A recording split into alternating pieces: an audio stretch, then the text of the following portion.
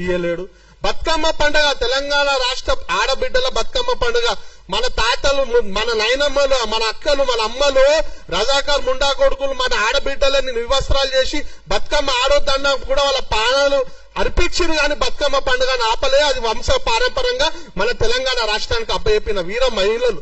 అలాంటి బతుకమ్మ పండుగను చార్మినార్ కాడ మా ఆడపడుచులు ఆడితే ఈ అసదుద్దీన్ ఓవైసీ గారు బతుకమ్మ అని ఏం ఆడతారని హేళనేషన్ అప్పుడే వండుకోరు కాంగ్రెస్ వాళ్ళు, తెలంగాణ వాదులు.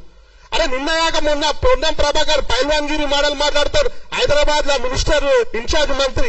మళ్ళీ తెలంగాణ రాష్ట్రంలో ఒక గిరిజన ఆడబిడ్డ అయిన సీతక్క గారు తెలంగాణ యాసలో మాట్లాడితే నువ్వు మాట్లాడే భాష గాని మాకు అర్థమవుతలేదు, మాట్లాడితే హిందీ మాట్లాడు లేకపోతే ఇంగ్లీష్ మాట్లాడని చెప్పి నా గిరిజన ఆడబిడ్డను ఎలా చేసినప్పుడు మీరు ఎప్పుడు పోయింది?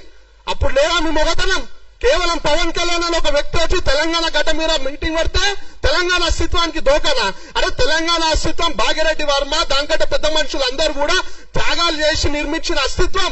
ఎంతో మంది మీటింగ్లు పెట్టుకున్న అస్తిత్వానికి డోకా రాలేదు కూడా. అలాంటి అస్తిత్వాన్ని కేవలం ఒక వ్యక్తి వచ్చి మీటింగ్ పెడితే పోతారని చెప్పి తెలంగాణ అస్తిత్వాన్ని వీక్ చేయాలని చూస్తున్నారు. బిడ్డ ఖబర్దార్, తెలంగాణ వాదులం, అసలైన తెలంగాణ వాదులం, దళిత బిడ్డలం, ఎట్టి పరిస్థితుల్లో ఊరుకోం.